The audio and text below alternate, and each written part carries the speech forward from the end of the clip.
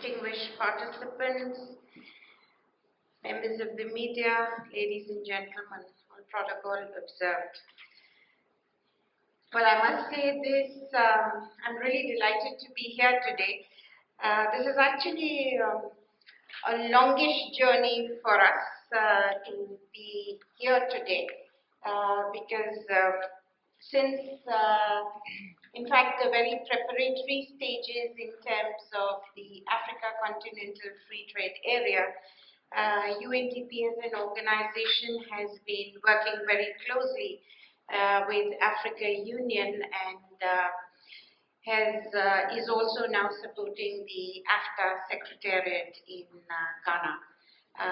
We have $3 million MOU with the Secretariat in terms of support, and that is all now filtering down at the country level. So that's why I say it's been a longish journey. And we are very delighted to be here today on this occasion of the launch of this awareness campaign, which is under the theme of Opening Namibia to Africa, which Charity referred to, and creating that market access for Namibian goods and services for the rest of Africa. And this is what I think is also in terms of why we are powering African trade. So I would really like to thank government of Republic of Namibia through the Ministry of Industrialisation and Trade, the Namibia Trade Forum, and all other stakeholders for partnering with UNDP to launch this campaign here today. And, understanding AfCFTA, Charity was asking by a show of hands how many people know what AfCFTA is, right? We are very fond of using all of these acronyms because we make a big thing. So it's Africa Continental Free Trade Area Agreement. So that's the AfCFTA. So understanding AfCFTA is about leveraging opportunities. We've heard about that. Why are we doing this? Because this has come, as was mentioned, in terms of the long-time commitment in the Agenda 2063, the AU agenda. And this is an opportunity like never before for big and small. This is each country, each region has its unique capacities. And this is an opportunity for us to actually come forward. It's because this is for the first time that all of those tariff barriers at least have been brought down almost to zero, except for a small percentage of items. Most of the tariff barriers have gone. So on goods, there is excellent opportunity. On services, equally. I think Namibia is still in the process, but we will get there very soon. And this is a time which this, at least, agreement offers that opportunity in terms of that free movement of goods and people and services. So you don't need to be confined within, say, Saku region or that. The world is, or at least the African continent, is open now for that.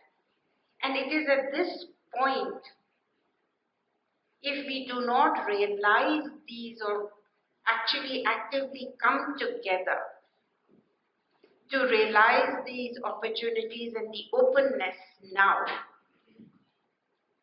we'll miss the bus, so to speak. So we actually need to get our act together.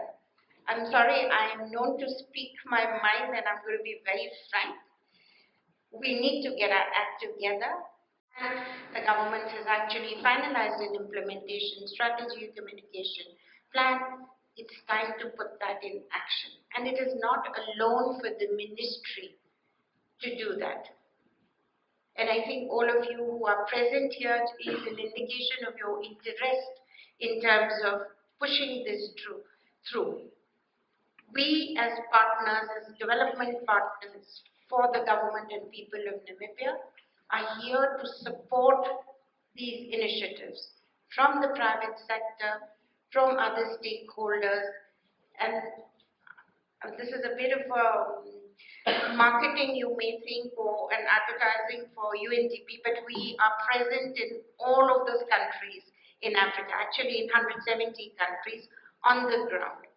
So this is a resource which is available for you to leverage, to connect to those markets there, to bring you that market intelligence. But for that, you need to be aware what are the opportunities out there, what are the markets, what is our comparative advantage as Namibia.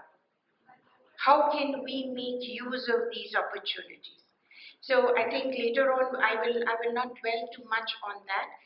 Later on, we will discuss that, and I think Ms. Kavinda has already highlighted one particular area. You know, we tend to overlook agriculture because we say it is like, oh, Namibia is not good in agriculture, we are one of the driest countries.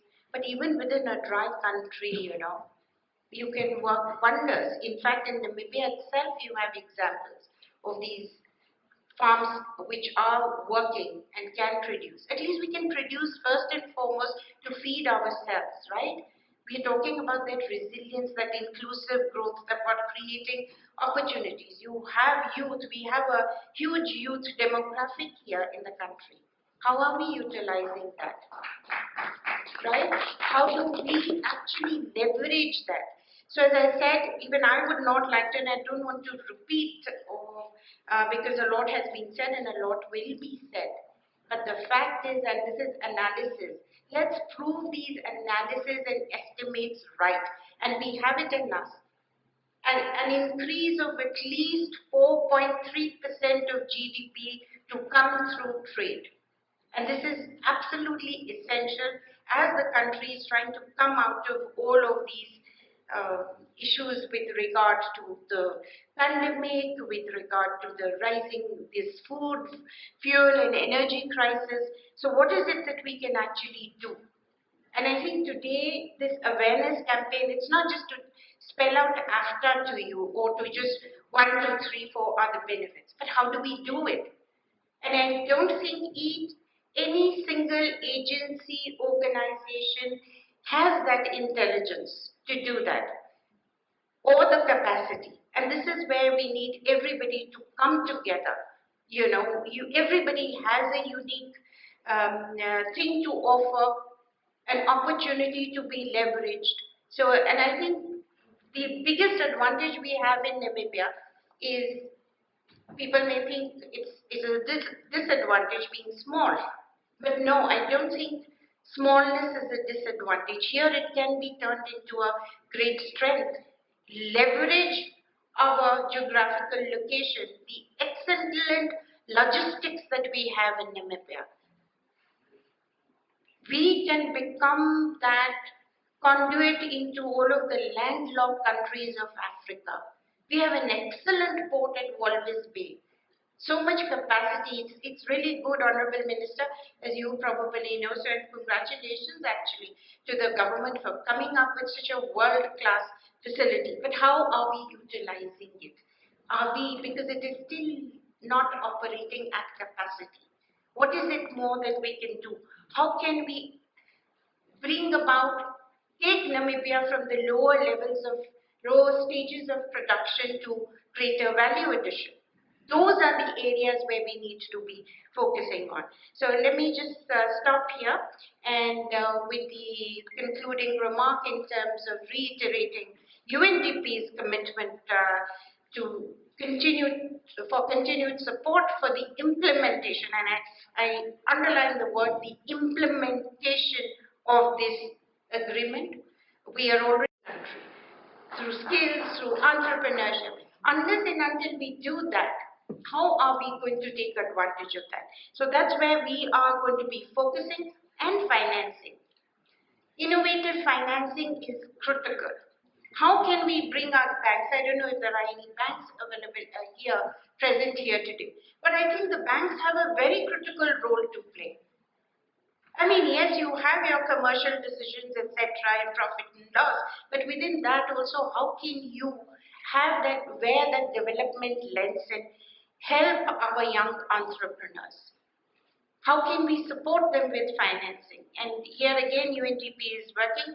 We've already done that. We are targeting to support 250 entrepreneurs in capacity development, as well as at least 200 MSMEs, including in the informal sector. That's a huge resource again, which nobody is taking into account.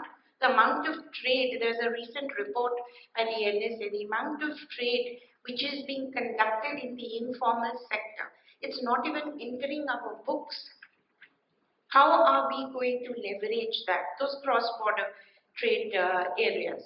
So let me just say again that we actually consider that appropriate implementation of the AfCFTA, it's a vehicle for jobs and inclusion, green recovery, and also ultimately achieving the sustainable development goals. This is an important tool for that. So with that, I would like to thank you for your time.